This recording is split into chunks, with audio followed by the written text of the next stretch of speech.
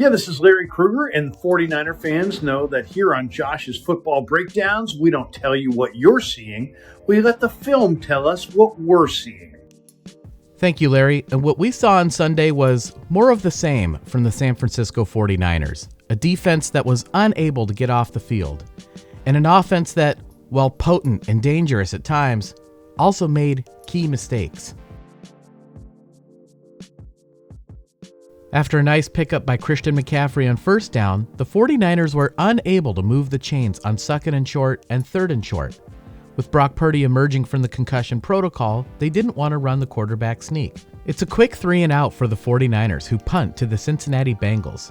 On the Bengals side, their dynamic weapons of Joe Burrow, Jamar Chase, and Joe Mixon appear to be in mid-season form. Let's take a look at how they attacked the 49er defense early in this game. And just take a look at this formation. It looks like they have 2 tight ends in, but number 83 is actually their other wide receiver, Tyler Boyd. Nevertheless, this looks like it could be a running play. So the 49ers drop their safety, Talanoa Hufanga, down to match up against Tyler Boyd. When the Bengals fake the handoff to Joe Mixon, it holds Dre Greenlaw, allowing Jamar Chase to run right by him. And Mooney Ward is lined up against Jamar Chase, but he plays this almost like a safety. And if Greenlaw had just dropped straight back after the fake, the 49ers probably would have been fine. Instead, he kind of drops back at an angle.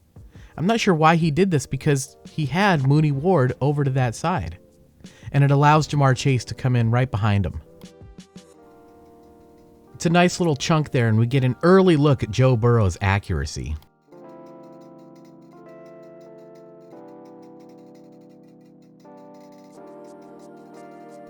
The Bengals were called for 0 penalties in this entire game until what was essentially a meaningless penalty call late. But you tell me, was Randy Gregory pulled down on this play?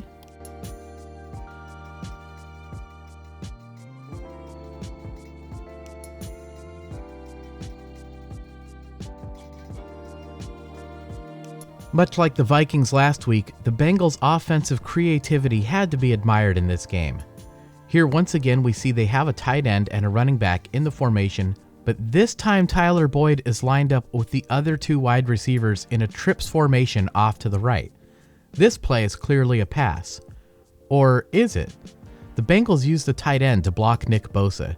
Usually never a good idea, but this allows them to pull the tackle, and your guys are going to see Eric Armstead just get rocked on this play.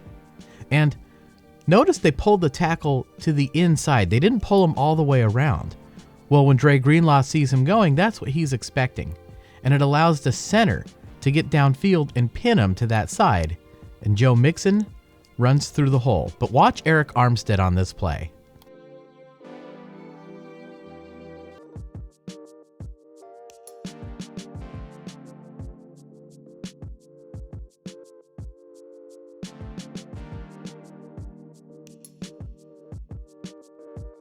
It looked to me for just a moment as if Nick Bosa was going to come to the inside on the stunt, and that's because the 49ers brought Deommodore Lenoir on the blitz.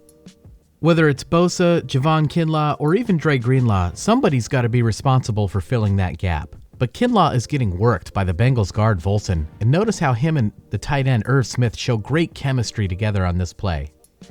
Talanoa Hufanga is a split second late to react to this, and then he misses the tackle. The 49er run defense continues to struggle, and the Bengals are marching right down the field on their opening drive. And here, I think the 49ers play a very sensible defense. They double-team Jamar Chase. They take away the middle of the field. And Isaiah Oliver forces Tyler Boyd to run the longest and most difficult possible route all the way to the back of the corner. And of course, the hope is that this will give Nick Bosa time to get home to the quarterback. And Joe Burrow gets this pass off just before Nick Bosa gets there. Touchdown, Cincinnati. A very impressive opening drive for the Bengals.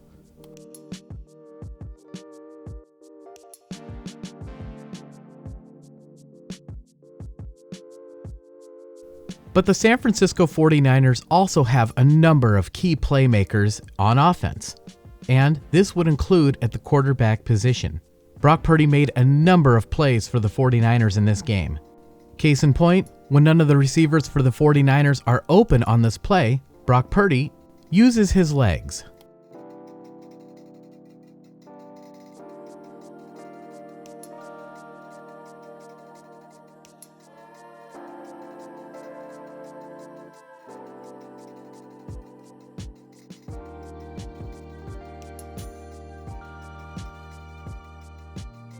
On the very next play, San Francisco lines up with everybody tight, and this allows the Bengals to put everybody up at the line of scrimmage. For the 49ers, they don't know who's rushing and who's dropping back, and as a matter of fact, the Bengals send a big blitz on this play, 6 rushers, and Sample is able to break through. Brock Purdy is going to have to escape the pocket and buy some time. He uses his legs again to make a play, but for right now, he's still in the pocket. And turn your attention to Taylor Britt, whose hands are all over Brandon Aiyuk. Purdy hasn't left the pocket yet, so this should have been called for illegal contact against the defense, another penalty that wasn't called. But Brandon Aiyuk is eventually able to break out of this and come wide open. And Brock Purdy makes a beautiful throw on the run, and Aiyuk gains 31 yards on the play.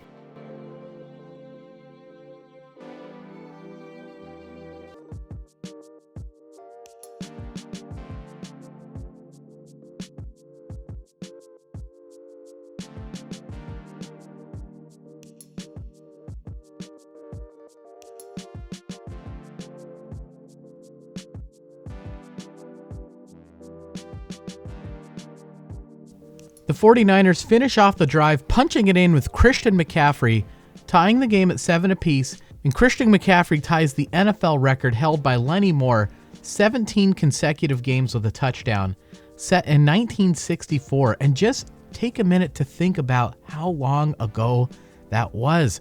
59 years that record has stood. It has now been tied by the 49ers' great running back, Christian McCaffrey.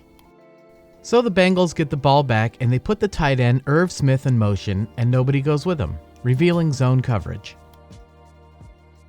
And of course, everybody wants to know what is going on with the 49er defense. And to me, they just don't seem to be quite in sync. Fred Warner is supposed to carry Tyler Boyd through the zone. If the running back comes out of the backfield, that will be Isaiah Oliver's responsibility. But here I think Fred Warner tries to do a little too much. He steps up to take that throw away from Mixon, and it allows Tyler Boyd to come wide open for a 22-yard gain on the play.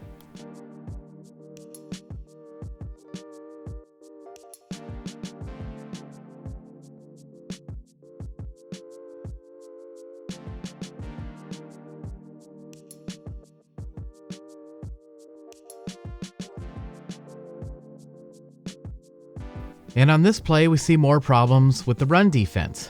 The Bengals leave Nick Bosa unblocked, at least until the other tight end, Drew Sample, comes over and makes a great block on Bosa at the last minute. And check out the center. The 49ers still aren't putting anybody right over him. And the Bengals are using that to their advantage. He fires off to the second level again. And if we can just talk about the history of the game for a minute, that's Ted Karras. His uncle, Alex Karras, played with the Lions in the 60s and had all those great battles with Jerry Kramer. And his grandfather, Ted Karras Sr., played for the Chicago Bears in the 60s and won a championship with them. So he's going to take out Fred Warner. And because they don't block Nick Bosa, the tackle is also able to get downfield and take out Dre Greenlaw. And Joe Mixon just runs right behind those blocks for a big gain.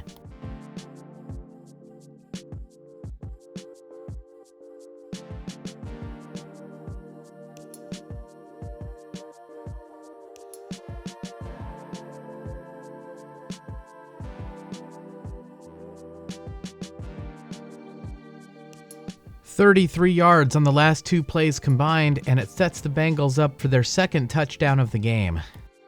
Kinlaw jumps off sides, and the Niners think this play might be whistled dead. They don't get a great pass rush, and it allows Joe Burrow to buy time easily enough until Iosivas is able to get open against Mooney Ward. Ward commits a penalty trying to prevent the touchdown. The Bengals would decline all that, and they go up 14-7. Who the heck is Iosivas? That's the Bengals rookie wide receiver pick out of Princeton, and he shows why they picked him on this play. After a quick 3-and-out by the 49ers, the Bengals would drive downfield again, and this time line up for a long field goal attempt. Jake Moody's missed kick against Cleveland is still looming over the 49ers, but he made all of his kicks in this game. And to me, when I'm seeing some of these other kickers miss kicks for other teams, it is kind of helping me to put things in perspective a little bit. But tell me what you guys think about that in the comments. At any rate, the 49ers get the ball on the 40-yard line now after the missed kick. Still down 14-7, this time it's the 49ers who line up in a run formation, and they fake the handoff to Christian McCaffrey. And the fake works. Taylor Britt is mesmerized by the run fake, and Brandon Aiyuk runs right by him. Taylor Britt tries to recover, but now he's unsure if he should guard Aiyuk or Christian McCaffrey. The linebacker and the safety do get depth, but they're taking away the inside of the field, and that's unfortunate because Brandon Aiyuk is going to the outside.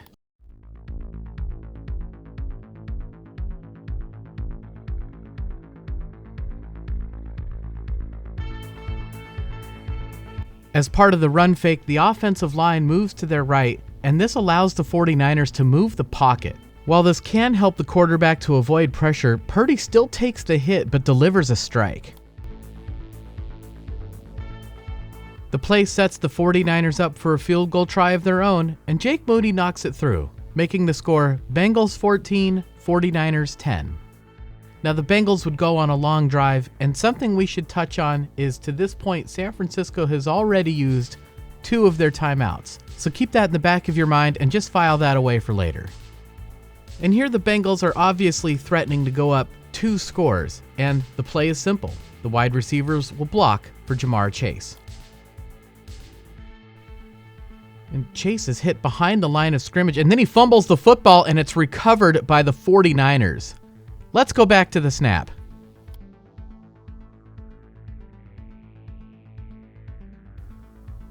And here we can clearly see it's Isaiah Oliver fighting through the block of Tyler Boyd that hits Chase behind the line of scrimmage. Unclear who stripped the ball out, but it was definitely Isaiah Oliver who recovered it for the 49ers. A huge defensive play. The 49ers are going to have an opportunity here, but at this point, there's only 31 seconds left to go before the half. They're going to need a lot of yardage quickly. And the defense should know that, but here the Bengals really blow this. Brandon Aiyuk blows right by Taylor Britt, the safety has to rotate over, and now there's nobody on George Kittle. And Purdy throws an absolute dime, about 35 yards in the air.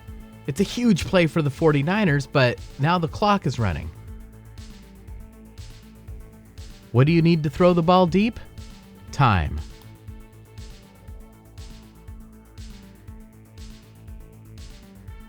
And when you complete a ball way downfield like that, all of your linemen and everybody have to get down there, so San Francisco calls their final timeout. They hand the ball off to Christian McCaffrey, and he gains some nice yardage, but being unable to stop the clock, the 49ers would have to go into the half down 14-10. It could be argued that the use of timeouts earlier in the game prevented the 49ers from scoring at the end of the half, something the 49ers need to clean up. Let's move ahead to the third quarter. The Bengals would open up the scoring in the second half with a 56-yard field goal, making the score Cincinnati 17, San Francisco 10.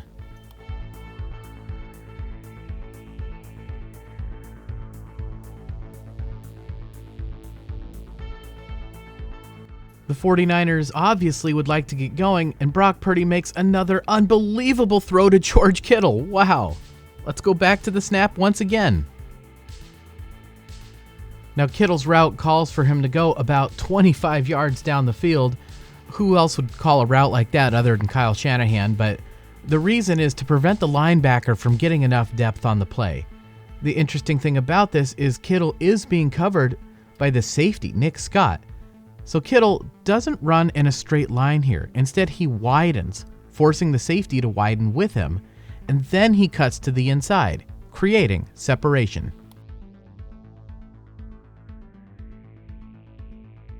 And it's just a tremendous throw by Brock Purdy.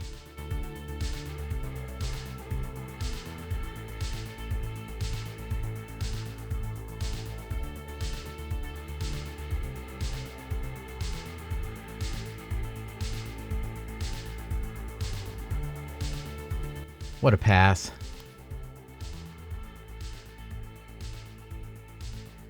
Unfortunately, the 49ers weren't able to make any more progress on the drive, so they punt back to the Cincinnati Bengals, but then the defense would come up with a big stop of their own, forcing a punt back to the 49ers.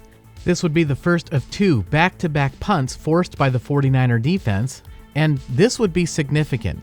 Prior to this, the 49er defense had allowed a streak of 17 consecutive drives where they had only forced 1 punt during that sequence, going all the way back to the Browns game. And before we take a look at this next play, we're going to go back to 2019, Steelers at 49ers, and the 49ers made a big comeback in this game. And as part of that comeback, we're going to take a look at one of my favorite plays from that game. Jimmy Garoppolo gets this ball from the far hash, outside the numbers, way down the field, to Brandon Aiyuk.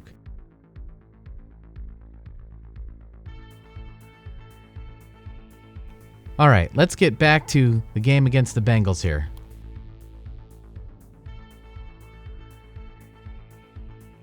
Now, in terms of play design, this is actually a different play. In the Steelers game, the 49ers had a man on the outside go deep, and then Brandon Aiyuk cut to the sideline, and it was a busted coverage by the Steelers.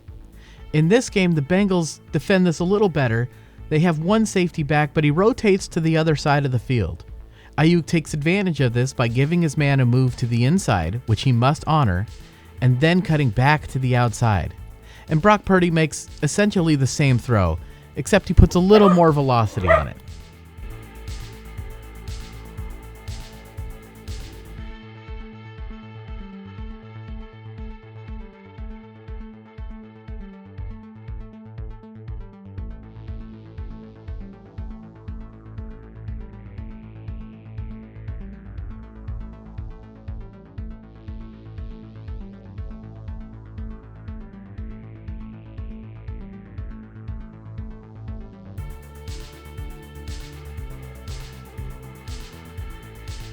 As the 49ers continue to march downfield, the Bengals tighten up their coverage a little bit, leaving nobody open on the play, so Brock Purdy uses his legs again.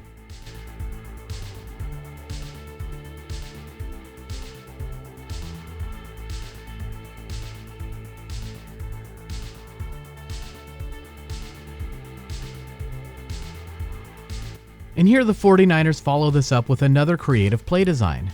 They start with the zone read, and the defensive end crashes down. So Brock Purdy should keep this football, right? And that's what he does. But the Bengals are ready for this, and they have a linebacker there to take away the play.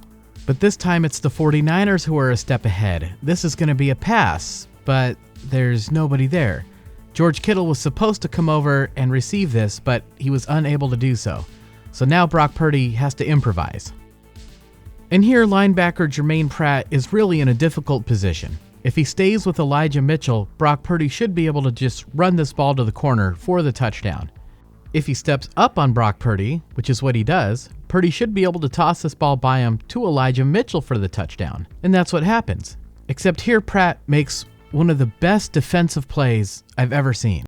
He tips it to himself and then comes down with the interception. A huge play for the Bengals defense. And the 49ers' 3rd red zone turnover of the season. Ouch. And it would be a little disingenuous to put this on Brock Purdy. This is just a great play by Jermaine Pratt. Now you see the flag come in late here. The 49ers had an illegal man downfield, so a touchdown wouldn't have counted anyway. The Niners probably would have had to settle for 3, but instead, they come away with 0 points, and as we move into the 4th quarter, the Bengals go for the kill. But this time, the coverage for the 49ers is good. Joe Burrow has nowhere to go at the football, and the defense closes in on him.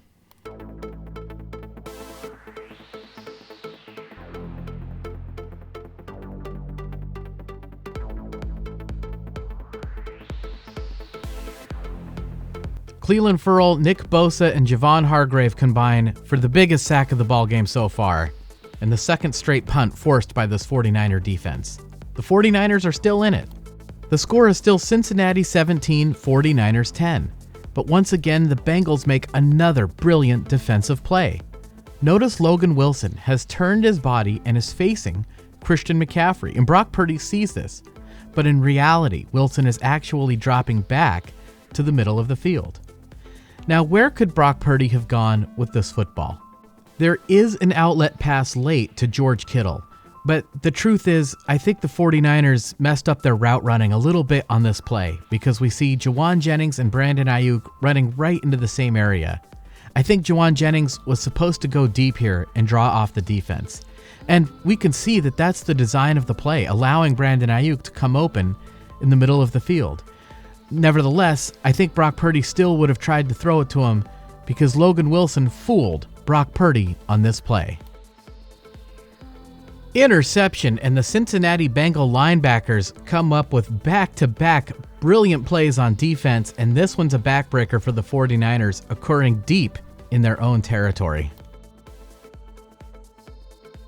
If you're a long-time subscriber to this channel, you'll know that we look at each and every one of Brock Purdy's interceptions, and the good news is he still has not made the same mistake twice, and hopefully he learns from this one. Needing to come up with a big stop, the 49er defense lines up in press coverage, including Isaiah Oliver. It's not a blitz, but they're being aggressive in a different kind of way. But here, Jamar Chase just uses his speed to go right by Oliver. Touchdown, Cincinnati, and the Bengals go up 2 scores in the fourth quarter now, 24-10. The ball came out quickly, but for good measure, the Bengals double-teamed Nick Bosa and Eric Armstead on this play.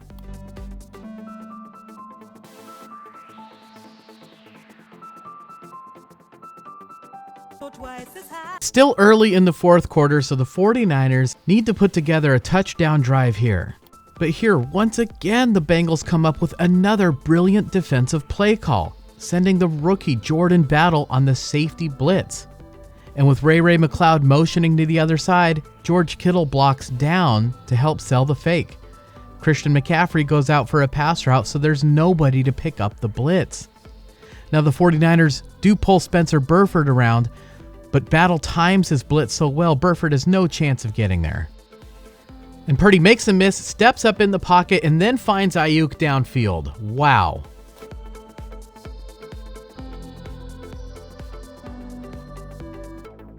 It's just another example of 2 of the traits that make Brock Purdy so special. He's so nimble in the pocket, he's hard to bring down, and he sees the entire field.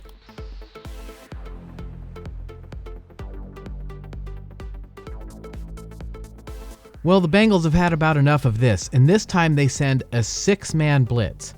At least, that's what they want Brock Purdy to think. In reality, they're actually dropping a couple of guys back. They're trying one more time to fool the young quarterback, but they're also pragmatic about it. They leave one safety way back just in case. So if Brandon Aiyuk can beat the press coverage here, he'll have a lot of green grass to work with.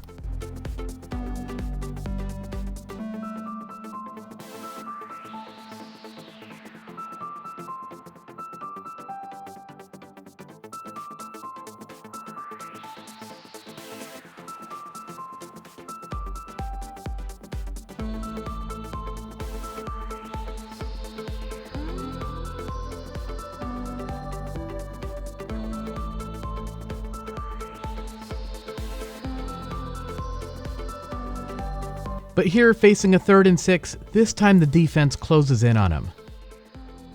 But Brock Purdy continues to surprise the league with his athleticism. George Kittle sees his young quarterback scrambling and tries to move to an area with a lot of space. And once again, we're going to see another unbelievable throw from Brock Purdy. Now, I don't want to take anything away from Purdy and Kittle here because they both made a great play. But in the future, if Brock Purdy is rolling to the outside like this, it is going to be very dangerous to throw back across his body to the middle of the field. Against a more athletic defense, this ball could go 99 yards the other way. But in this case, Brock Purdy saw that he had the space and made it happen. It's one of the most impressive 10-yard completions you're going to see in the NFL.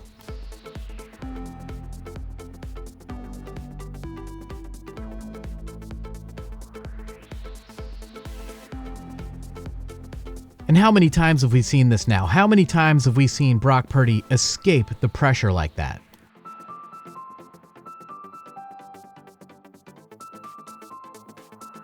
Now the 49ers are in the middle of a series. They obviously don't have time to go back to the film room and for Shanahan to pull up the play and say, hey, I like that you made a play here, but that could be a dangerous throw. And funnily enough, the same thing happens on the very next play. Brock Purdy buys some time moving to his right.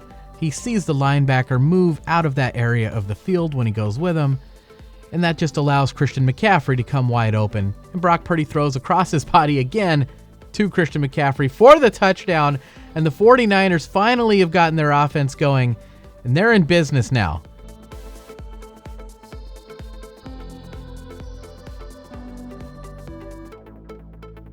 He's young. He's only 23 years old. He's in his second year in the league. But folks, Brock Purdy is a special player. Jake Moody knocks through the extra point, making the score Cincinnati 24, 49ers 17 with about 8 minutes left to go in the game. And this time we see it's Deommodore Lenoir that's lined up in press man coverage. And Ja'Marr Chase makes a move to the middle of the field, and this is a textbook post corner route by Ja'Marr Chase. Just a great route. But Tashawn Gibson recognizes it. But here, Joe Burrow makes a great throw. And great throws beat great coverage.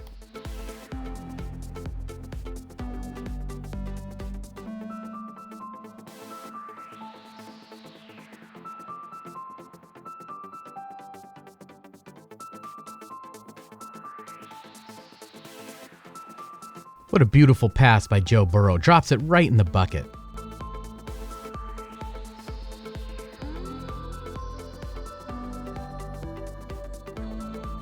And as the Bengals continue to move downfield, the clock runs. So here the 49ers send Dre Greenlaw on the blitz, and they send him to the left side of the Bengals offensive line. And in the minds of the 49ers coaching staff, now they think, well, we've got an extra player over there, let's take advantage of this, and they send Nick Bosa around on the stunt. But then we also see Eric Armstead come around, but late. And this leaves a big gap for Joe Burrow to run through, and I have to wonder if this is the kind of thing Richard Sherman was talking about when he said, quit playing all these games with the pass rush. Just pin your ears back and go. It's another first down for the Bengals, so with 4 minutes and 32 seconds left, the 49ers use their first timeout.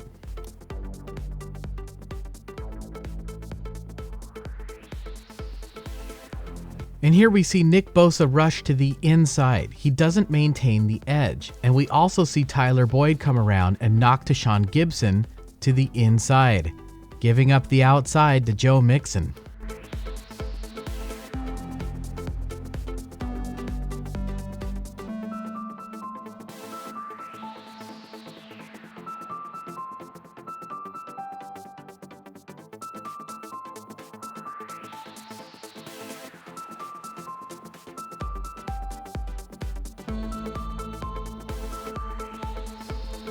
And Mixon goes down inbounds. You can see he lands inbounds there. That does not stop the clock, and the official is right on it. She comes in, and watch, she winds the clock, forcing San Francisco to call their second timeout. Desperate to stop the bleeding, the 49ers as a team this time crash again to the inside, and the Bengals are happy to let them do it. And watch as Joe Mixon sells this run to the inside first before bouncing to the outside.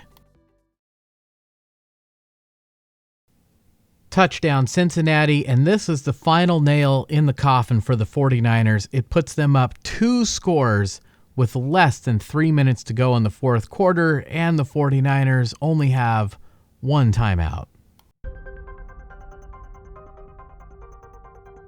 The Bengals know that only a series of bizarre mistakes could beat them now, so here they drop everybody back, allowing George Kittle to catch this pass underneath, because when he goes down in bounds, the clock will run and the Bengals will accept this trade of yards for time.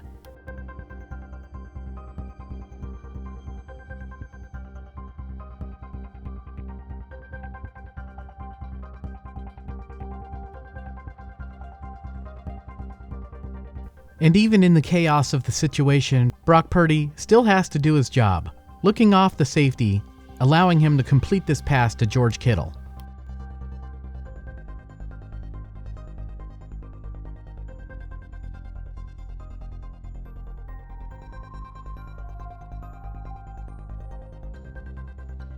Now, one thing we haven't really had time to discuss yet is the fact that Jalen Moore has been filling in for Trent Williams, and he's been doing a pretty good job with pass protection. Run blocking has struggled a little bit, but in pass protection he's been good. But here, the dam finally breaks, and he gets home to Brock Purdy. In the future, I would like to see Christian McCaffrey chip the defensive end first before going out on his pass route. Just help Jalen Moore just that little bit here. And somehow, and I don't know how, Brock Purdy senses this pressure. But the end is still able to get home. Sack, fumble, Bengals recover, and that's your ball game, folks. Down 31-17 with no timeouts and a minute 53 left, the 49ers weren't going to win this game anyway, but here Trey Hendrickson makes it official.